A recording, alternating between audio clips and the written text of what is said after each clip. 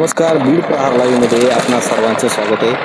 आज आपण कुर्ला ते कुक्कडगाव हा जो रस्ता आहे त्या रस्त्यावर आहोत आणि रस्त्यावर फक्त BBM करण्यात आलं आणि त्यानंतर या रस्त्याकडे मात्र गुत्तेदाराचं ना लक्ष ना त्या PWDचं लक्ष आहे ना कोणताही. कशा पद्धतीने या रस्त्याची अवस्था झालेली मी तुम्हाला दाखवतोय की हे पहा की हे फक्त BBM केलेलं आहे आणि आता सध्या जर पाहितली परिस्थिती तर हे निवळ खडी जी आहे ती पूर्ण मोकळी झालेली या ठिकाणी आपल्याला दिसते.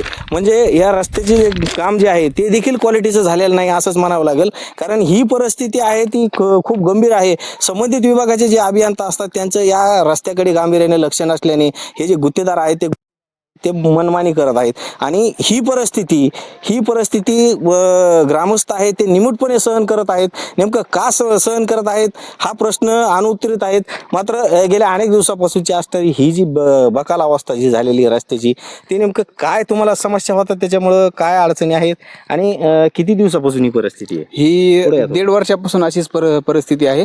खूप त्रास होतोय आणि गाडी चालवायला पण आणि ह्याला पण.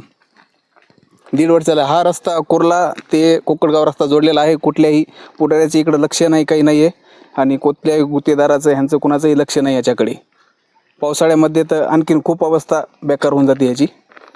आता या रस्त्याचं काम 1.5 वर्षापूर्वी चालू करण्यात आलेली माहिती मिळते आणि त्यानंतर संबंधित जे गुत्तेदार असेल, जे संबंधित विभागाचे अभियंता असतील किंवा या भागातले असणारे जे पुढारी असतील त्यांचं कुणाचंही लक्ष नाही का इकडं? नाही कुणाचंच लक्ष नाही. हा रस्ता बीड मतदारसंघात पण येतो आणि गेवराई मतदारसंघात पण येतो. पर इथं जात येत असतील पुढारी लोक, पण कुणाचंही याच्याकडे लक्ष नाही आहे. म्हणजे वाहनधारकांना काय त्रास आहे नेमका? त्रास तर खूप आहे गाडी चालवायला पण आणि बाकी तर नुकसान पण जास्त आहे. कारण की टायरांची पण ही आहे आणि जाण्या येण्यासाठी लेडीज गंभीर आजार व्हायला लागले, कमरेचे त्रास व्हायला लागलेत कुणांना, काही मणक्याचे त्रास. जर कुणी पेशंट असतील तर त्यांना बीडला नेण्यासाठी पण खूप त्रास व्हायला लागला, टाईम जास्त लागायला लागला. हे आपण पाहू शकता हे जे रस्ता आहे तो अत्यंत रहदारीचा रस्ता आहे. या ठिकाणाहून मोठ्या प्रमाणात वर्दळ असते आणि विशेष म्हणजे बीडकडे जाणारा हा मार्ग आहे. अनेक वेळा जे काही रुग्ण असतील त्या रुग्णाला जर समजा बीडमध्ये हॉस्पिटलला न्यायचं असेल तर मोठ्या प्रमाणामध्ये जो कालावधी आहे तो लागत आहे आणि त्यामुळे जे रुग्ण आहे ते दगावण्याची शक्यताही नाकारता येत नाही आणि काही ठिकाणी तर अपघात देखील झाल्याचं समजतंय. म्हणजे इतकी भयानक परिस्थिती या रस्त्याची झालेली असताना जर या रस्त्याचं गांभीर्य कुठल्याच पुढाऱ्यांना नसेल, ना बांधकाम विभागाला नसेल, ना गुत्तेदाराला नसेल तर ही खूप मोठी शोकांतिका म्हणावी लागेल. काय सांगाल ही रस्त्याची परिस्थिती आहे गेल्या 1.5 वर्षापासून आहे आणि या रस्त्यावर मोठ्या प्रमाणात रहदारी आहे आणि या भागाचे असणारे जे पुढारी असतील, या मतदारसंघाचे असणारे नेते असतील किंवा या पूर्वीचे देखील आजी माजी आमदार असतील समजा, त्यांचं या रस्त्याकडे लक्ष नाही का? नाही, कोणाचंच लक्ष नाही. 1.5 वर्षापासून हा रस्ता असाच पडलेला आहे. नागरिक सहन करतात आणि पुढाऱ्याचं पण काही लक्ष नाही त्याच्याकडे. कोणी बोलायला तयार नाही तर काही नाही.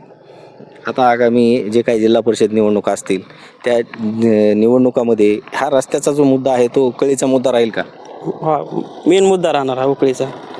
भैरवाडी सर्कलमधून जाणारा हा गेवराई मतदारसंघात दोन्ही तालुक्याच्या ठिकाणचं मध्यवर्ती रस्ता आहे. हा दोन्ही तालुक्याला जोडणारा.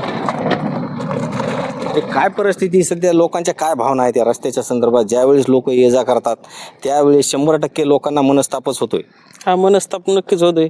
कारण की हा इकडं कृषी उत्पन्न बाजार समिती लोकांना रोज जावंच लागतं तिथं बीडला. सकाळी शेतकऱ्यांना माळवं घेऊन त्रास होतोय, प्रचंड मनस्ताप होतो. हे साधारणतः किती किलोमीटरचा रस्ता की ही अशी अवस्था असते किती किलोमीटर असेल?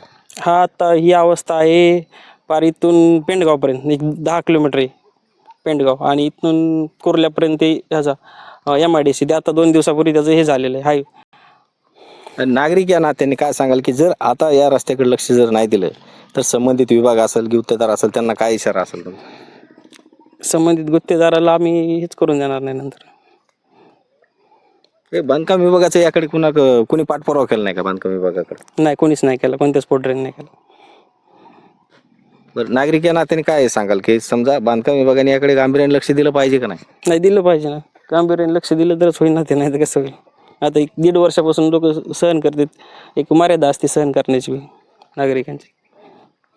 त्यांची कमाल आहे की या रस्त्यावर ये जा करणं हे खूप अत्यंत वाईट परिस्थितीचं आहे आणि अशा परिस्थितीमध्ये देखील ते रोज सामना करत आहेत आणि या ठिकाणाहून ये जा करत आहेत. म्हणजे प्रचंड प्रमाणात नागरिकांमध्ये असंतोष आहे आणि विशेष म्हणजे जे काही संबंधित बांधकाम विभाग आहे त्या बांधकाम विभागाचे जे काही अभियंता असतील, जे गुत्तेदार असतील आणि या भागाचे असणारे जे काही मतदारसंघाचे आमदार असतील, यांचं या रस्त्याकडे गांभीर्याने लक्ष देणं गरजेचं आहे. मात्र त्यांचं सध्या तरी या रस्त्याकडे गांभीर्याने लक्ष नाही, असंच या ठिकाणी म्हणावं लागेल.